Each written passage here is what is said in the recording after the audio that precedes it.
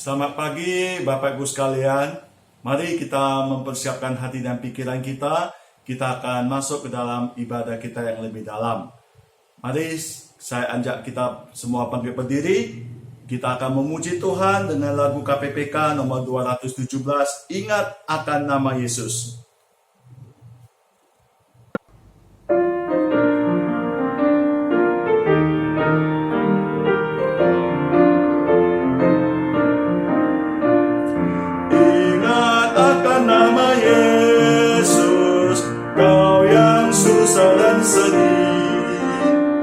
Nama yang menghiburkanmu kemanapun kau pergi, indahlah namanya, pengharapan hidupku, indahlah namanya, kesukaan yang bakal.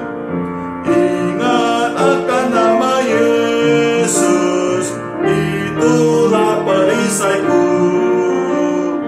Bila datang pencobaan, itu yang menolongku. Indahlah namanya, pengharapan hidupku. Indahlah namanya, kesukaan yang bakal. Indah harum nama Yesus, ku suka menuturkan. Ku beroleh penghiburan dan hatiku bergema. Indahlah namanya, pengharapan hidupku. Indahlah namanya, kesukaan yang bakal. Mari kita akan mendengar nas pembimbing hari ini terambil dari 2 Timotius pasal 2 ayat 15. Usahakanlah supaya engkau layak di hadapan Allah sebagai seorang pekerja yang tidak usah malu, yang berterus terang memberitakan perkataan kebenaran itu. Mari kita bersaat teduh.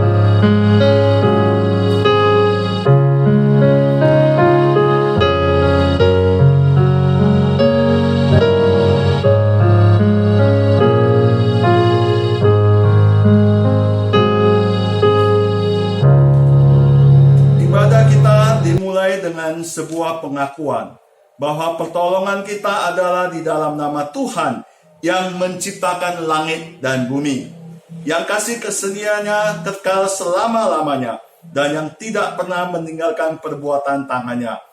Kiranya kasih karunia Tuhan Yesus Kristus dan kasih Allah dan persekutuan Roh Kudus menyertai kita sekalian, mulai hari ini sampai selama-lamanya. Amin. Silakan duduk Bapak Ibu sekalian. Mari kita akan memuji Tuhan dengan pujian nomor 45, Ku bernyanyi tentang Yesus.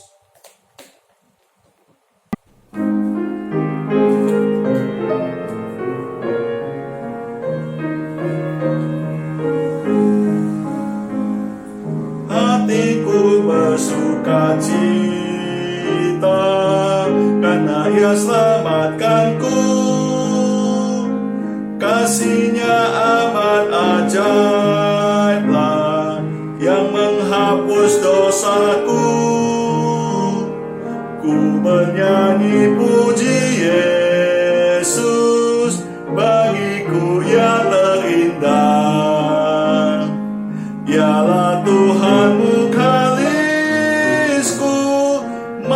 dibebaskanku. Hanya Yesus yang terindah, dan ku dipuaskannya. Ku hanya pandang padanya, rohku dibebaskannya. Ku bernyanyi puji Yesus, bagiku ya terindah. Ialah Tuhanmu kalisku, mati bebaskanku. Tuhanku sungguh terindah, seindah bunga harum, sumber berkat yang melimpah, anugerahnya ku diberi. Ku bernyanyi puji Yesus, bagiku ya terindah. Ialah Tuhanmu kalisku, mati bebaskanku. Mari kita sama-sama bangkit berdiri. Kita akan membaca pengakuan iman rasuli. Pengakuan iman rasuli. Aku percaya kepada Allah, Bapa yang Maha Kuasa, Calik langit dan bumi, dan kepada Yesus Kristus, anaknya yang tunggal Tuhan kita, yang dikandung daripada Roh Kudus, lahir dari anak darah Maria, yang menderita sengsara di bawah pemerintahan Pontius Pilatus, disalibkan mati dan dikuburkan, turun ke dalam kerajaan maut. Pada hari yang ketiga, bangkit pula dari antara orang mati, naik ke surga, duduk di sebelah kanan Allah, Bapa yang Maha Kuasa. Dan dari sana ia akan datang untuk menghakimi orang yang hidup dan yang mati. Aku percaya kepada Roh Kudus, gereja kudus dan am, persekutuan orang kudus, pengampunan dosa, kebangkitan tubuh, dan hidup yang kekal. Amin. Silakan duduk Bapak Ibu sekalian. Bapak Ibu sekalian, mari kita berdoa. Kita sama-sama tunduk kepala, kita akan berdoa. Tuhan, pada saat ini kami kembali ke hadirat Tuhan. Tuhan, kami sadar kami adalah manusia lemah Tuhan. Sebab itu kami mohon Tuhan, Engkau menguatkan kami Tuhan. Dan juga Engkau mengampuni segala dosa dan kesalahan kami Tuhan. Di dalam hati dan pikiran kami, di dalam tingkah laku kami, di dalam tutur kata kami Tuhan.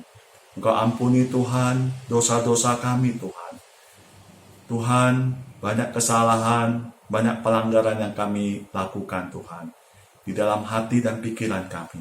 Dosa kesombongan, dosa egois Tuhan, dan dosa-dosa yang lain Tuhan.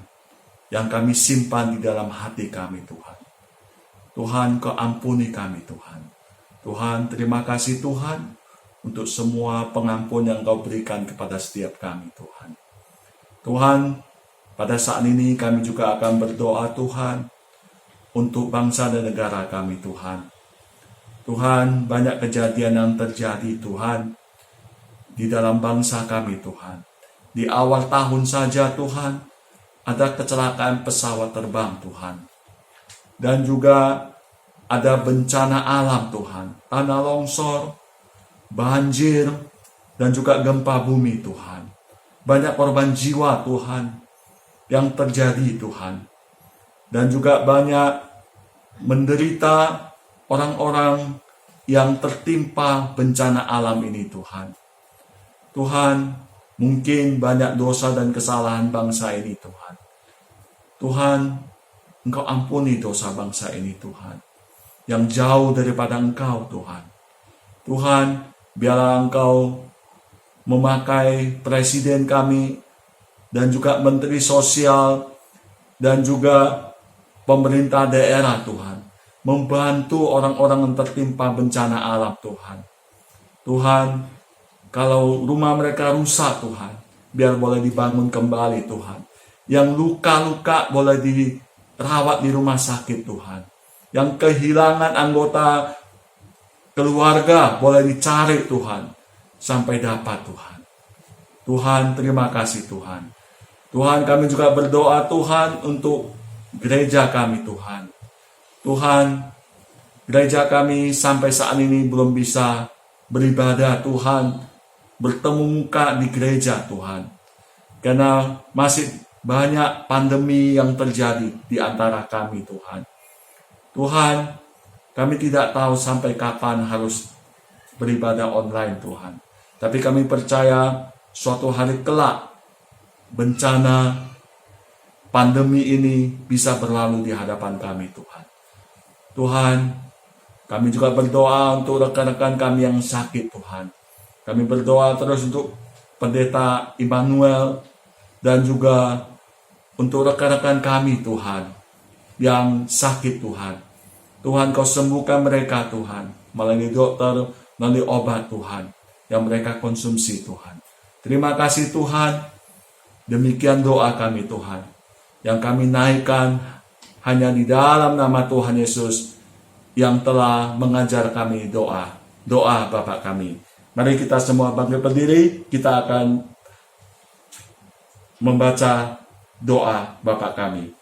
Bapa kami yang di sorga, dikuduskanlah namamu, datanglah kerajaanmu, jadilah kehendakmu di bumi seperti di sorga. Berikanlah pada hari ini makanan kami yang secukupnya, dan ampunilah kami akan kesalahan kami, seperti kami juga mengampuni orang yang bersalah kepada kami.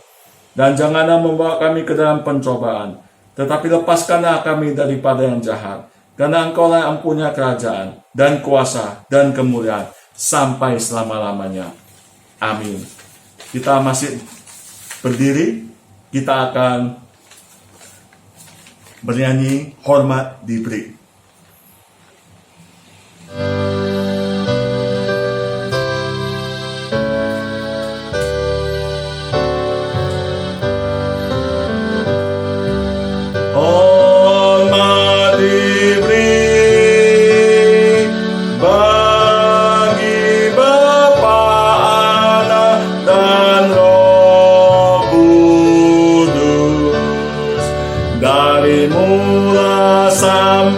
Sekarang dan seterusnya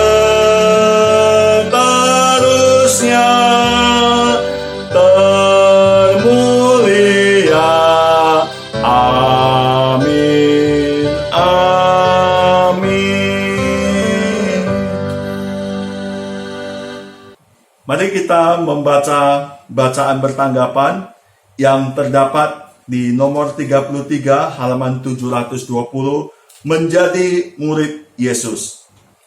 Seorang murid tidak lebih daripada gurunya, atau seorang hamba daripada tuannya. Cukuplah bagi seorang murid jika ia menjadi sama seperti gurunya, dan bagi seorang hamba jika menjadi sama seperti tuannya. Jika tuan rumah disebut Beelzebul, apalagi seisi rumahnya. Aku berkata kepadamu, sesungguhnya jikalau biji gandum tidak jatuh ke dalam tanah dan mati, ia tetap satu biji saja. Tetapi jika ia mati, ia akan menghasilkan banyak buah. Barang siapa mencintai nyawanya, ia akan kehilangan nyawanya. Tetapi barang siapa tidak mencintai nyawanya di dunia ini, ia akan memeliharanya untuk hidup yang kekal. Maka katanya kepada orang-orang Yahudi yang percaya kepadanya, jikalau kamu tetap dalam firman-Ku, kamu benar-benar adalah murid-Ku. Dan kamu akan mengetahui kebenaran, dan kebenaran itu akan memerdekakan kamu. Maka Yesus berkata pula kepada orang banyak, katanya, Akulah terang dunia, barang siapa mengikuti Aku, ia tidak akan berjalan dalam kegelapan, melainkan ia akan mempunyai terang hidup. Aku memberikan perintah baru kepada kamu, yaitu supaya kamu saling mengasihi, sama seperti Aku telah mengasihi kamu, demikian pula kamu harus saling mengasihi. Dengan demikian semua orang akan tahu bahwa kamu adalah murid-murid-Ku, yaitu jikalau kamu saling mengasihi. Dalam hal inilah Bapa-Ku dipermuliakan, yaitu jika kamu berbuah banyak, dan dengan demikian kamu adalah murid-muridku. Karena kita mempunyai banyak saksi, bagaikan awan yang mengelilingi kita. Marilah kita menanggalkan semua beban dan dosa yang begitu merintang kita, dan berlomba dengan tekun dalam perlombaan yang diwajibkan bagi kita. Marilah kita melakukannya dengan mata yang tertuju kepada Yesus yang memimpin kita dalam iman dan yang membawa iman kita itu kepada kesempurnaan, yang dengan mengabaikan kehinaan tekun memikul salib ganti sukacita yang disediakan bagi Dia, yang sekarang duduk di sebelah kanan tahta Allah. Mari kita duduk kembali, Bapak Ibu sekalian. Kita akan mempersiapkan persembahan kita pada pagi ini. Persembahan boleh ditransfer dan atau bisa dititipkan di gereja kepada hamba-hamba Tuhan. Mari kita akan memuji Tuhan dengan pujian di KPPK nomor 326, jadikan aku saluran berkat.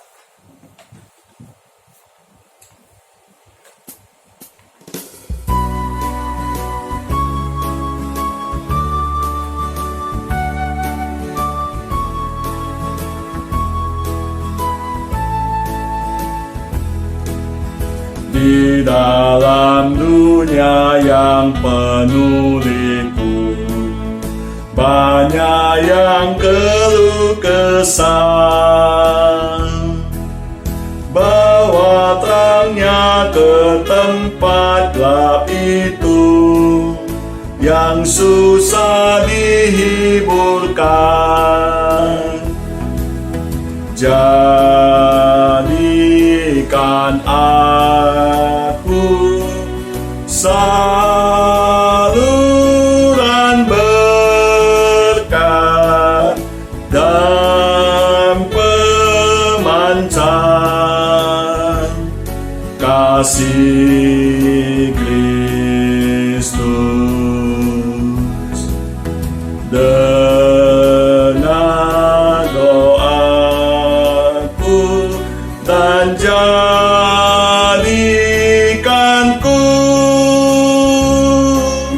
saluran berkat bagi umatnya.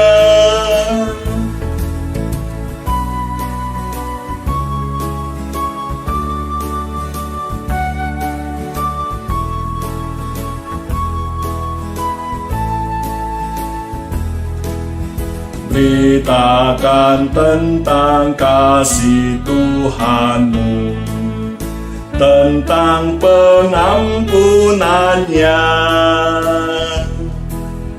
Bawalah mereka kepadanya dengan saksi hidupmu.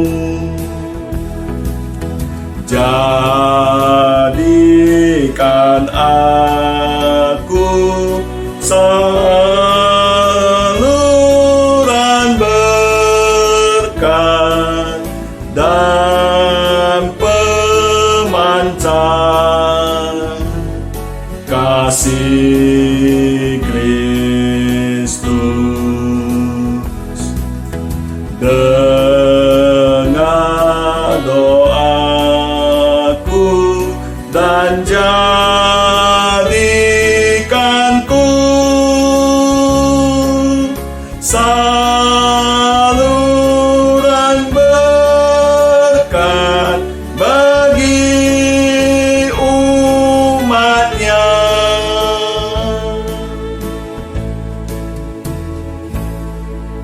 Mari kita berdoa. Tuhan, terima kasih Tuhan untuk persembahan yang boleh kami berikan pada hari ini Tuhan.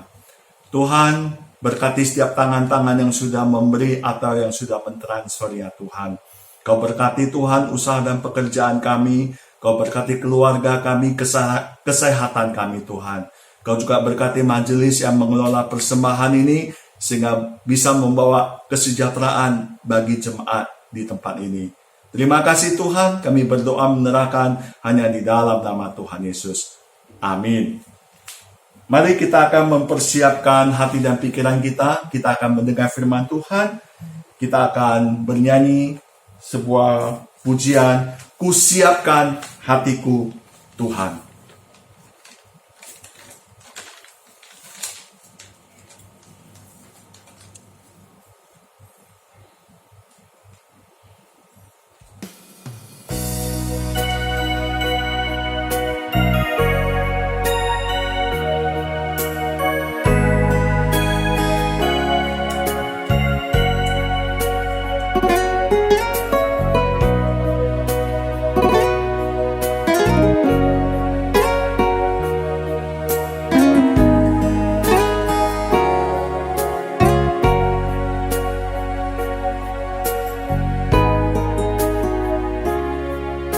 Siapkan hatiku Tuhan untuk dengar firman-Mu saat ini.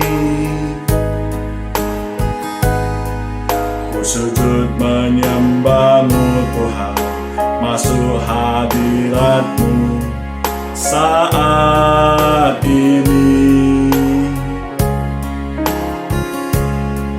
Curahkan urapan-Mu Tuhan bagi jemaat-Mu saat ini.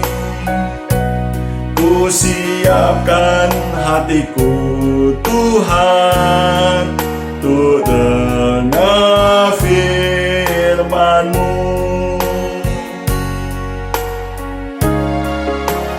Firman-Mu tiada berubah, dahulu, sekarang, selama-lamanya, tiada berubah. Firman-Mu Tuhan, penolong hidupku. Ku siapkan hatiku Tuhan untuk dengar firman-Mu.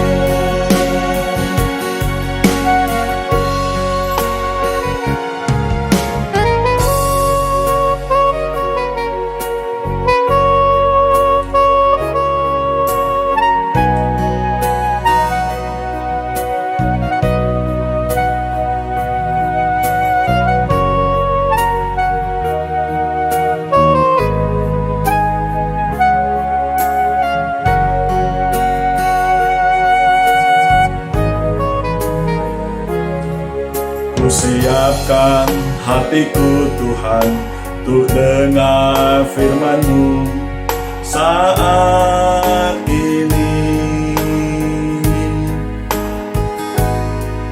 Ku sujud menyembah-Mu Tuhan, masuk hadirat-Mu saat ini. Curahkan urapan-Mu Tuhan bagi jemaat-Mu saat ini. Ku siapkan hatiku Tuhan untuk dengar firman-Mu. Firman-Mu Tuhan tiada berubah,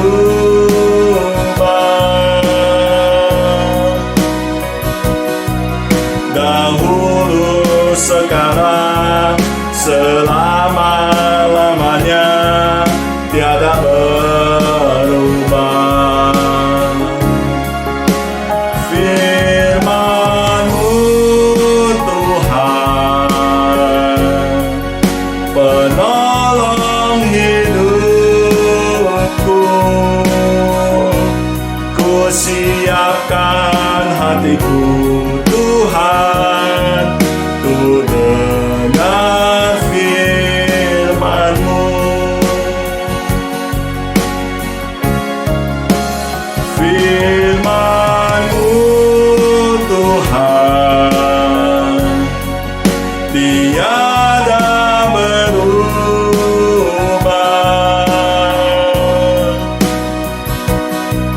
dahulu, sekarang, selama-lamanya, tiada berubah.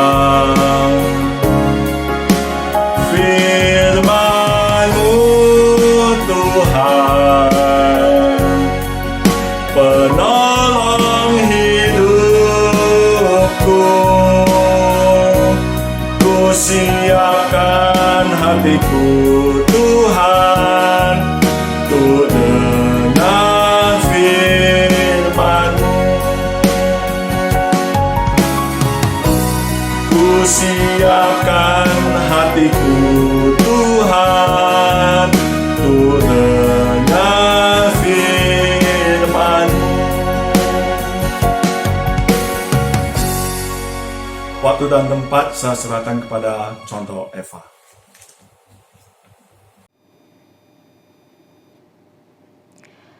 Sebelum kita merenungkan akan firman Tuhan, mari kita bersama-sama bersatu di dalam doa.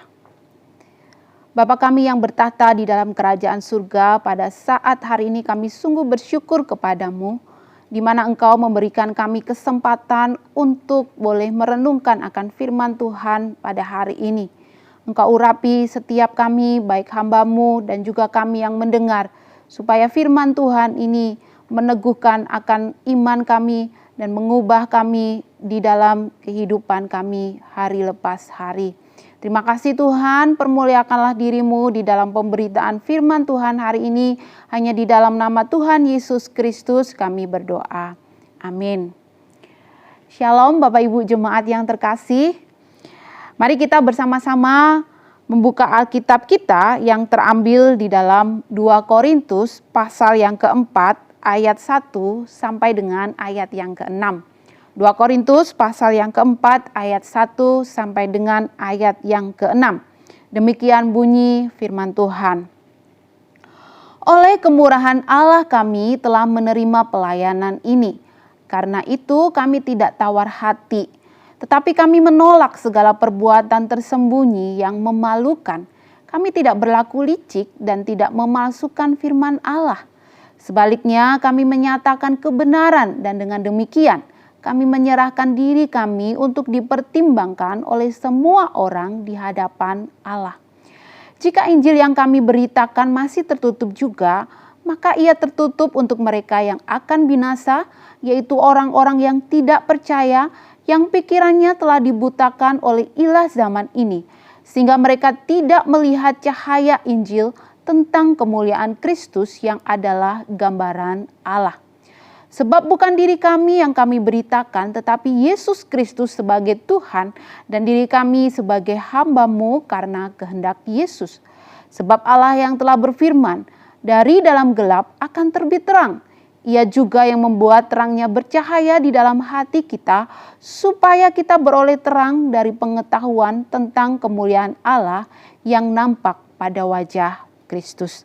Demikian firman Tuhan, berbahagialah setiap kita yang membaca, merenungkan, serta melakukannya di dalam kehidupan hari lepas hari. Bapak Ibu Jemaat yang terkasih di dalam Kristus Yesus, ada seorang pekerja yang dipercaya untuk melakukan segala sesuatu.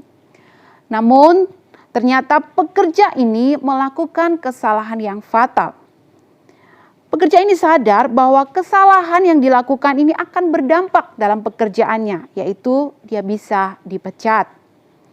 Namun siapa sangka ketika perbuatannya diketahui oleh sang bos, justru sang bos tidak memecatnya, tetapi ia memberi kesempatan untuk pekerja itu kembali bekerja.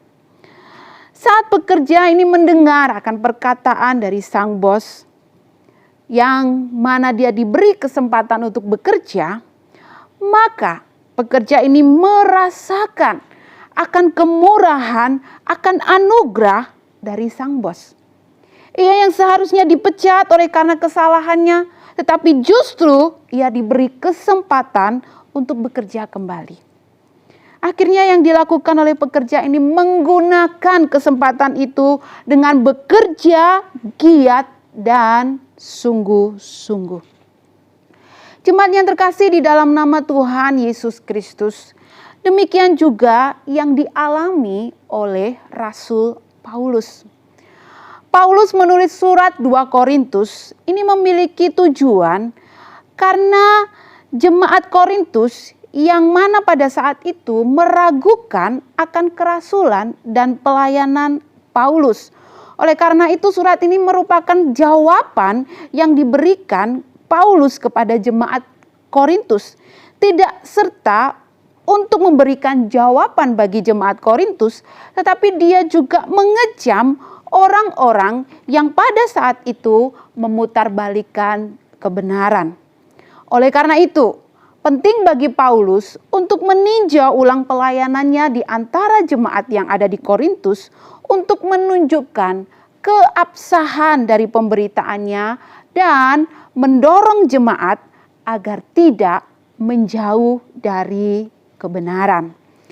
Maka di pasal yang keempat ini, Paulus menjelaskan bagaimana sikap seorang pekerja yang sejati, di mana di dalam bagian ini adalah pelayan Tuhan. Sikap yang seperti apa yang Paulus tunjukkan sebagai seorang pekerja dalam bagian ini? Yang pertama yang boleh kita renungkan adalah sikap yang sadar akan kemurahan Allah. Ayat yang pertama A dikatakan, oleh karena kemurahan Allah kami telah menerima pelayanan ini. Sadar akan kemurahan Allah membuat Paulus itu tidak menyombongkan atau membanggakan diri di dalam pelayanan. Tetapi kemurahan Allah membuat Rasul Paulus memiliki kerendahan hati. Bapak Ibu, kalau kita boleh memikirkan kembali bagaimana latar belakang Rasul Paulus, dia bisa saja membanggakan diri, bisa saja dia menyombongkan dirinya. Kalau kita melihat di dalam Filipi pasal yang ketiga, ayat yang keempat sampai ayat yang keenam, di sana Paulus menjabarkan akan dirinya sebelum dia dipakai oleh Tuhan. Di mana dikatakan dia adalah seorang Yahudi, disunat hari ke-8, bangsa Israel, suku Benyamin, di mana kalau keluarganya berkomunikasi itu menggunakan bahasa Ibrani. Tidak hanya dia sebagai seorang Yahudi saja, tapi dia juga seorang ahli Taurat, di mana dia memiliki pendirian terhadap hukum Taurat. Bahkan dikatakan, aku ini adalah orang Farisi. Dia dikatakan penganiaya jemaat. Bahkan tentang kebenaran dalam menaati hukum Taurat, dia tidak bercacat. Dengan kata lain, Rasul Paulus adalah seorang pengikut sekte yang begitu kuat. Namun apa yang terjadi ketika ia berjumpa secara pribadi dengan Yesus Kristus dalam perjalanannya ke Damsyik? Kesombongan, kebanggaan diri yang dimiliki hancur seketika ketika dia ditangkap oleh Yesus Kristus. Kesombongan, kebanggaan dirinya hancur dan dia hidup di dalam kerendahan hati. Kebanggaan, kesombongan yang dulunya baginya itu adalah suatu keuntungan. Tapi justru ketika dia ditangkap oleh Kristus Yesus, apa yang dimilikinya dulu itu hanya sebagai sampah. Atau dengan kata lain, mohon maaf, kotoran hewan. Bapak Ibu yang terkasih di dalam Kristus Yesus, kebanggaannya sekarang ketika Rasul Paulus mengenal akan Kristus Yesus yang mulia itu, bukan lagi kebanggaan dirinya, tetapi justru kebanggaannya adalah ia mengosongkan diri dari keangkuhan dan dia ganti oleh karena pengenalan akan Kristus Yesus itu lebih mulia. Seorang penulis J. Knox Cambin mengatakan anugerah Allah telah menghancurkan keangkuhannya dengan memperbarui dan mengarahkan semangat pelayanan Rasul Paulus. Menarik sekali Bapak Ibu. Anugerah Allah telah menghancurkan keangkuhannya dengan memperbaharui dan mengarahkan semangat pelayanannya. Jemaat yang terkasih dalam Kristus Yesus, bagaimana dengan diri kita saat ini?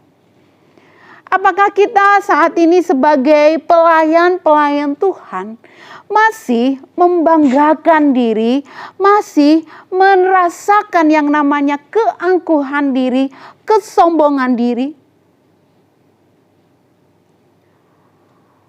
Gereja ini tanpa ada saya nggak akan maju. Saya sangat pandai bermain musik. Keputusan saya itu loh yang paling tepat. Bapak Ibu, itu adalah hal-hal yang membanggakan diri kita. Itu adalah suatu keangkuhan. Itu adalah suatu kesombongan. Bapak Ibu, jika kita masih berada di dalam kondisi demikian, kita masih membanggakan diri, kita masih membanggakan diri angkuh, sombong di dalam pelayanan kita, berarti kita masih belum menerima anugerah Allah dengan benar. Seorang yang sudah menerima anugerah Allah, ia hidup di dalam kerendahan hati dan penyangkalan diri. Sebagaimana Yesus Kristus mengatakan, barang siapa yang mau mengikut aku, ia harus sangkal diri. Ia harus mengosongkan diri, bukan membanggakan diri. Itulah sikap yang pertama. Sadar bahwa pelayanan yang dipercayakan itu adalah anugerah Allah, di mana kita tidak bisa dan dapat menyombongkan diri. Yang ada adalah kerendahan hati. Yang kedua, sikap seperti apa yang Paulus tunjukkan sebagai seorang pelayan atau pekerja dalam bagian ini. Yang kedua adalah giat bekerja. Dalam ayat yang pertama dikatakan, karena itu kami tidak tawar hati. Perhatikan kata tidak tawar hati. Kata tawar hati dalam bagian ini menggunakan kata enkakeo yang berarti berperilaku buruk. Ini bukan suatu yang diartikan sebuah perasaan keputusasaan, bukan. Tapi ini adalah suatu arti yang mana enkakeo itu berperilaku lemah, mundur, enggan untuk melakukan tugas. Itu artinya. Tetapi dalam bagian ini Paulus memulai kata terlebih dahulu tidak enkakeo, tidak tawar hati. Yang mana ini menunjukkan kebalikan dari enkakeo sendiri. Di mana tadi enkakeo berperilaku lemah, mundur, enggan melakukan tugas, tetapi ketika dimulai dengan kata tidak, dia memiliki arti kuat, giat, bekerja, dan berani. Jadi di sini karena itu kami tidak tawar hati. Paulus ingin menjelaskan bahwa sebagai seorang pekerja, dia harus giat, tidak mundur walaupun banyak tantangan di dalam pelayanan. Ia tidak pernah menyerah di dalam situasi apapun meski ada penderitaan yang menghadang dirinya. Paulus tetap giat. Paulus tidak mundur. Dia mengerjakan tugasnya dengan sungguh-sungguh. Bapak Ibu, kalau kita kembali mengingat sebelum pertobatan Paulus, dia juga giat bukan? Tapi giatnya itu giat yang tidak benar. Giatnya apa? Giatnya adalah dia menangkap dan membunuh, menyeret orang-orang percaya. Tetapi ketika dia ditangkap oleh Kristus, dia lebih giat. Ia tidak malu untuk memberitakan akan Injil. Dia justru terus bekerja. Supaya apa? Supaya orang-orang yang ada di luar sana boleh merasakan anugerah Allah yang dirasakan oleh Rasul Paulus. Bapak Ibu yang terkasih, perhatikan yang dilakukan oleh Rasul Paulus. Ketika anugerah Allah dia terima, dia tidak bermalas-malasan, tetapi justru dia giat bekerja melayani Tuhan. Dia bekerja dengan sungguh-sungguh supaya Injil Kristus itu diberitakan kepada setiap orang. Bagaimana dengan kita saat ini? Apakah saat ini kita giat bekerja melayani Tuhan? Apakah saat ini kita giat di dalam pemberitaan Injil? Seorang penulis, Timothy Keller, menyatakan, orang yang sadar bahwa ia telah menerima belas kasihan, di sini maksudnya belas kasihan Allah, saat masih menjadi musuh Allah, akan memiliki hati yang penuh kasih kepada orang-orang yang tidak tahu berterima kasih dan berkepribadian sulit.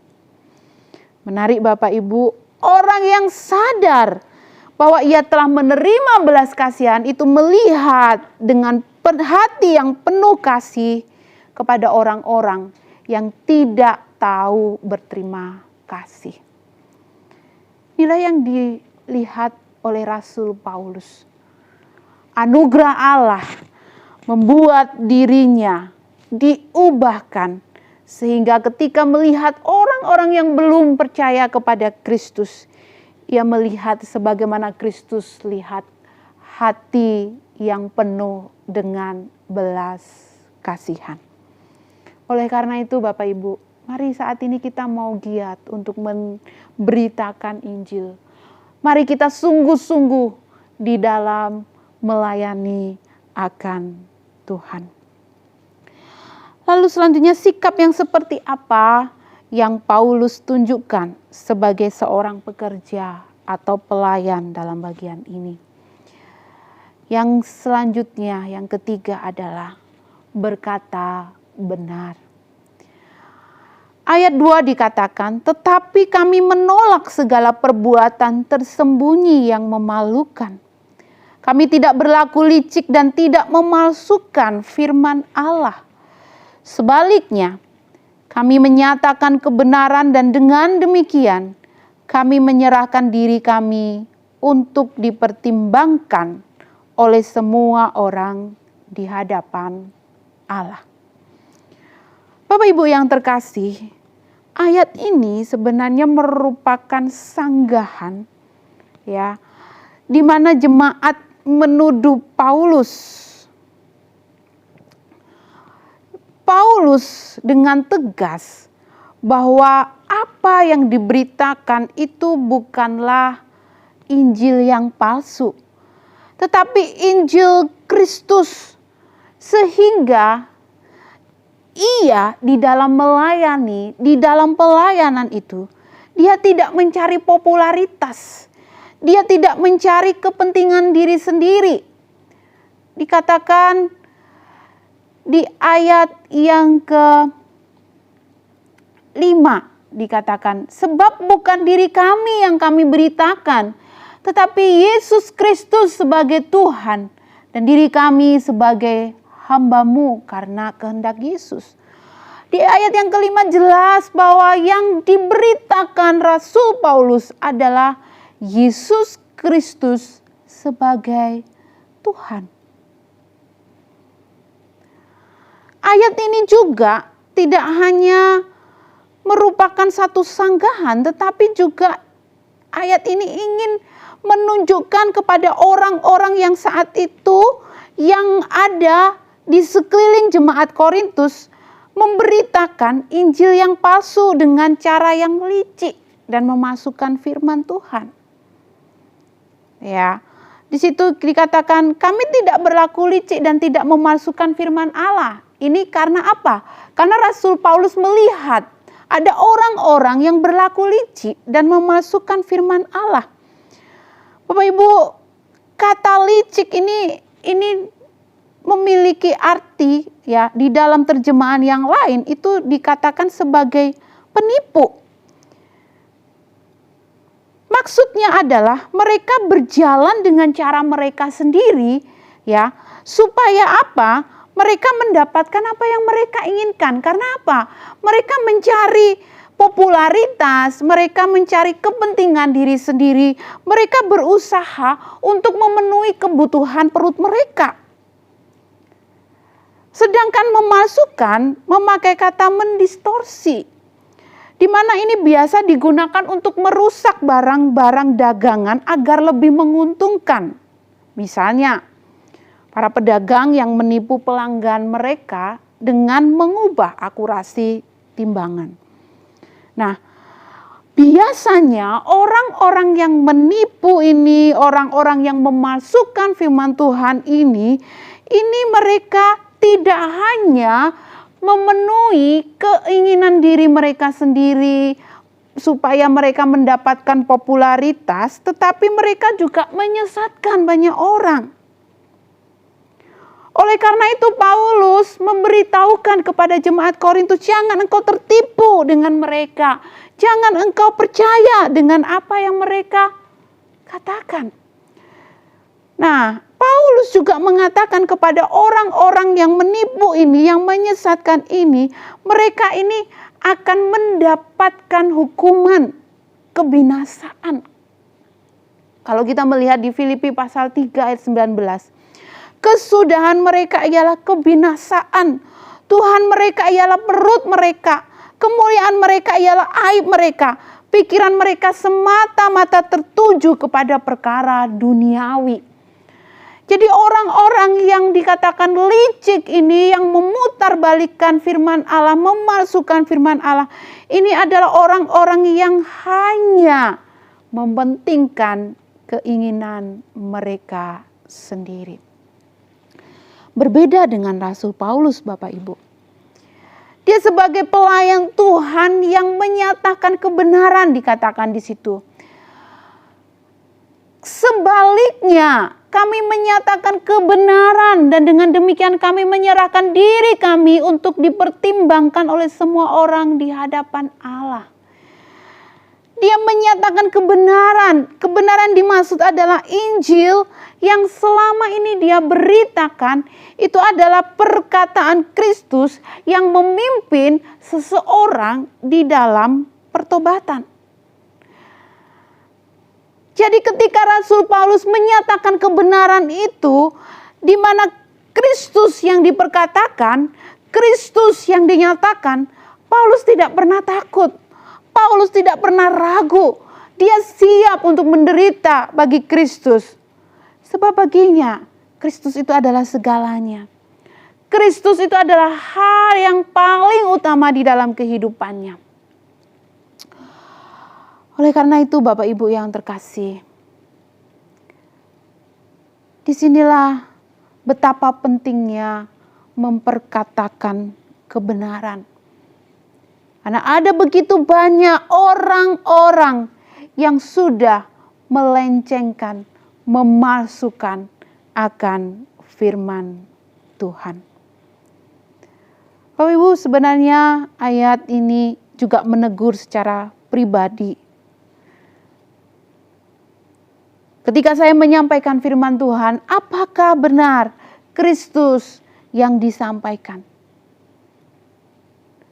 Bapak Ibu bisa juga melihat berapa banyak orang-orang ya, hamba-hamba Tuhan, pelayan-pelayan Tuhan yang apakah mereka betul-betul menyatakan kebenaran? Banyak yang memalsukan firman Tuhan. Memakai ayat-ayat firman Tuhan untuk kepentingan-kepentingan pribadi. Sebagai seorang pelayan Tuhan, Rasul Paulus mengatakan, harus menyatakan kebenaran, menyatakan Injil Kristus. Bapak Ibu yang terkasih di dalam Kristus Yesus, firman Tuhan hari ini kembali mengingatkan kepada kita, bukan? Siapa diri kita di hadapan Tuhan.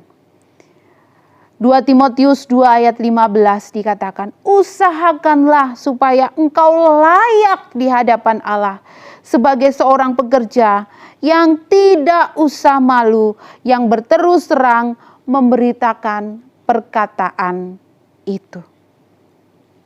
Oleh karena itu Bapak Ibu, milikilah sikap seorang pekerja, seorang pelayan Tuhan yang sadar akan anugerah Allah dalam pelayanan, giat bekerja dan menyatakan kebenaran. Amin firman Tuhan. Mari kita berdoa. Terima kasih Tuhan, firman-Mu kembali mengingatkan kepada kami sebagai seorang pelayan-pelayan Tuhan yang Tuhan percayakan untuk melayani di gereja-Mu. Tuhan tolong kami untuk memiliki sikap yang sadar bahwa pelayanan itu adalah anugerah Tuhan yang memampukan kami untuk merendahkan diri di hadapan Tuhan, di mana kami juga giat bekerja dan menyatakan akan kebenaran. Tolonglah kami Tuhan, bila saat ini kami masih hidup di dalam keangkuhan, hidup di dalam kesombongan diri, biarlah Tuhan tolong kami untuk kami boleh mengosongkan diri kami boleh menyangkal diri kami, dan biarlah Kristus Yesus yang kami nyatakan, yang kami tinggikan, yang kami beritakan. Demi nama Kristus Yesus kami berdoa. Amin. Terima kasih, Tuhan Yesus memberkati.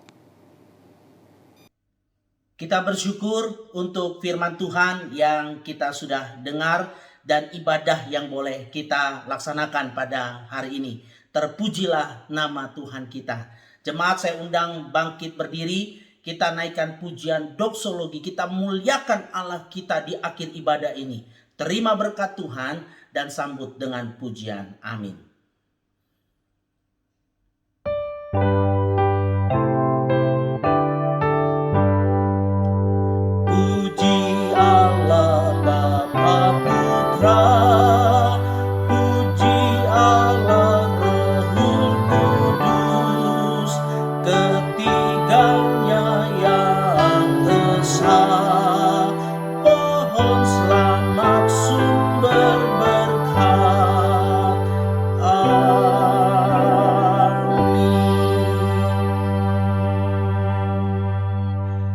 Jemaat yang dikasihi Tuhan dan yang mengasihi Tuhan, arahkanlah hatimu kepada Allah Tritunggal, terimalah berkat daripadanya, satu-satunya sumber berkat. Kasih yang besar daripada Allah Bapa, kasih karunia dan damai sejahtera di dalam Allah Anak Tuhan kita Yesus Kristus, pertolongan pimpinan dan kasih persekutuan di dalam Allah Roh Kudus, menyertai saudara-saudara sekalian, hari ini dan bahkan sampai selama-lamanya. Amin.